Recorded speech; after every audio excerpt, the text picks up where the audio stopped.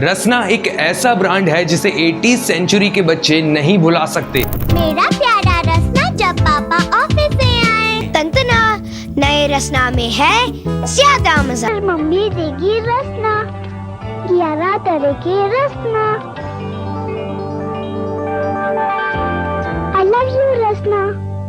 दूरदर्शन के दिनों में एडवर्टीजमेंट बहुत लिमिटेड थे और जो थोड़े बहुत एडवर्टीजमेंट थे उसमें कभी भी बच्चों को टारगेट नहीं किया जाता था। हालांकि जब बच्चों को memorable song I love you Rasna से ग्रीट किया गया तो सब कुछ बदल गया। रसना इंडियन मार्केट में तब एंटर होती है जब थम्स अप और लिम्का जैसी कार्बोनेटेड ड्रिंक्स मार्केट में पहले से ही मौजूद थी, लेकिन इनमें से एक भी ऐसी ड्रिंक नहीं थी जिन्हें खास तौर पर बच्चों के लिए बनाया गया हो। इसीलिए रसना 70s के एंड से लेकर 90s की शुरुआत तक सब जगह फैल गया। अपनी 2 डिकेड से ज्यादा की हिस्ट्री के अंदर रसना ने अपने कई सारे अप्स एंड डाउन्स देखे हैं और एक समय ऐसा भी था जब रसना के एड्स टीवी पर सबसे ज्यादा देखने को मिलते थे, लेकिन आज इसे कोका कोला जैसी कोला कंपनीज और ट्रॉपिकाना जैसी फ्रूट जूसेस कंपनीज का सामना करना पड़ रहा है। रसना के फाउंडर अरीज फिरोज शॉ खंबट्टा ने रसना को स्टार्टिंग में जैफे नाम से लॉन्च किया था और इसे गुजरात में रीजनल लेवल पर डिस्ट्रीब्यूट किया। बाद में 1979 में इसे रसना के नाम से फिर से लॉन्च किया गया और इस बार इसे वॉल्टर्स ने डिस्ट्रीब्यूट किया और वॉल्टर्स ने 1983 में रसना की मार्केटिंग भी शुरू की थी। 18 साल की उम्र में बायोकेमिस्ट्री, लॉ डिग्री, वॉर्टन और IIM से कई सारे मैनेजमेंट सर्टिफिकेशन के साथ रसना प्राइवेट लिमिटेड में शामिल होने के बाद अरीज फिरोज शाह खंबट्टा कंपनी के चेयरमैन और मैनेजिंग डायरेक्टर बन गए। और इन सबके पीछे एक लंबी कहानी है। भारत के स्वतंत्रता के बाद भारतीय अपनी ट्रेडिशनल रूट से डिस्कनेक्ट हो गए और फॉरेन ब्रांड्स को पसंद करने लगे। तब अरीज की उम्र सिर्फ 13 वर्ष थी जब वो बैलगाड़ी पर सोडा वाटर बेचा करते थे और वो इस काम से दुखी थे। अरीज 1962 में अपने फादर फिरोज शाह खंबट्टा के पास जाते हैं और उनके बिजनेस को ज्वाइन कर लेते हैं, जिनकी एक B2B कॉन्सेंट्रेट कंपनी थी। बचपन में अरीज ने देखा कि उनकी उम्र के बच्चों के लिए कोई भी रिफ्रेशिंग ड्रिंक नहीं थी। मार्केट में केवल कार्बोनेटेड ड्रिंक्स मिलती थी जो काफी अनहेल्दी थी और इस प्रॉब्लम को सॉल्व करते हुए अरीज मार्केट में जैफे लॉन्च करते हैं। जैफे एक रेडी टू सर्व ड्रिंक थी, फिर इसे गुजरात में लोकली प्रमोट करना शुरू कर दिया। शुरुआती B2B सक्सेस के बाद अरीज को ये पता चल गया कि इस प्रोडक्ट को लोगों के घरों तक ले जाना होगा। उन्होंने हाउस डिस्ट्रीब्यूशन को सेटअप किया और जेश नेम जैफे को बदलकर एक इंडियन रिलेटेबल नेम रसना रख दिया और तभी 1979 में रसना का जन्म हुआ। इसके बाद 1980s की स्टार्टिंग में कोका कोला और थम्स अप ने इंडियन मार्केट में अपना हाथ पहले ही जमा लिया था, लेकिन 8 से 20 साल के बच्चों के लिए मार्केट में अभी तक कोई भी ऐसा ब्रांड नहीं था जो बच्चों के लिए रिफ्रेशिंग ड्रिंक बनाता। और अरीज को ये अच्छे से पता था कि जल्द ही ये बड़ी कंपनियां बच्चों के लिए भी एक रिफ्रेशिंग ड्रिंक बना लेंगी। पर रसना अभी भी अपने 1 साइज पैक में ही अवेलेबल था, क्योंकि लिक्विड और पाउडर दोनों को ही एक पैकेट में पैक करने के लिए उस टाइम पर ऐसी कोई भी पैकेजिंग अवेलेबल नहीं थी और इसीलिए वो जर्मनी से एक मशीन इंपोर्ट करते हैं पैकेजिंग के लिए। फिर मार्केट शेयर गेन करने के लिए उन्हें एक बड़े पैमाने पर ब्रांड अवेयरनेस कैंपिंग चलाना पड़ा और तब the famous campaign I love you Rasna बना, जो रसना के लिए गेम चेंजर साबित हुआ। और इस कैंपिंग से रसना का मार्केट शेयर 75% से बढ़ गया। इस कैंपिंग में अरीज ने सिर्फ 5 रुपए के रसना पैक से 32 ग्लास सर्व किए। इस कैंपिंग में ये भी दिखाया कि रसना में कोई भी एडेड शुगर नहीं है और कस्टमर अपनी पसंद के अनुसार इसमें शुगर मिला सकता है। और इस स्ट्रेटेजी से रसना को 60% लागत से बचत हुई और गर्मियों तक ये एक मंत्र बन गया था। अरीज ने कस्टमर की डिमांड को पूरा करते हुए रसना का 2 रुपए का पाउच भी लॉन्च किया। 1980s जब एंड पर था तब रसना ने 50% मार्केट शेयर को हासिल कर लिया था और अब रसना के पास एक अच्छी मार्केट भी थी और एक अच्छे नंबर ऑफ कस्टमर्स भी थे। लोगों से और रिश्ते जोड़ने के लिए रसना अपना विस्तार जारी रखता है, केसर, इलायची और जलजीरा जैसे फ्लेवर्स को मार्केट में उतारता है जो इंडियन ऑडियंस के लिए अनयूजुअल और रिलेटेबल दोनों ही थे। रसना का एक एडवांटेज भी था कि ये बहुत ज्यादा कॉम्प्लेक्स ड्रिंक नहीं थी, बस इसकी पाउच को कुछ पानी में मिक्स करना होता है और आपकी ड्रिंक रेडी है। और अब रसना के पास पूरी इस मार्केट की 75% मोनोपोली थी। लेकिन अरीज का सबसे बुरा सपना 1992 में सच हो गया। कोका कोला ने भारत में फिर से शुरुआत की और पार्ले से लिम्का, थम्स अप, माजा और गोल्ड स्पॉट के मार्केट को एक्वायर किया। पेप्सी ने भी शुरुआत की। अरीज को ये पता था कि उनके बाद कोई ना कोई तो बड़ा आएगा, पर अरीज ने अपने स्टार्टिंग कस्टमर्स बच्चों पर ध्यान दिया। अरीस कुछ चाइल्ड आर्टिस्ट को कास्ट करते हैं और उन्हें ये पता चला कि रसना हर बच्चे की बर्थडे पार्टी के लिए एक बेस्ट ऑप्शन है। फिर 2002 में कोका कोला ने भी एक ऐसा ही सेम प्रोडक्ट सनफिल लॉन्च किया और दूसरी तरफ रसना अपने नए फ्लेवर्स के साथ आगे बढ़ रहा था, जिसमें लीची, वाटरमेलन और पाइनएप्पल को लॉन्च किया और 97% सेल्स वॉल्यूम पर कमांड कर लिया। कोका कोला ने हार मान ली और 2 साल बाद अपने प्रोडक्ट सनफिल को वापस ले लिया। इसके बाद कैडबरी ने भी टैंग को लॉन्च किया था, पर वो रसना के आसपास भी नहीं पहुंच पाए और 2011 तक कंपनी का कारोबार $42 मिलियन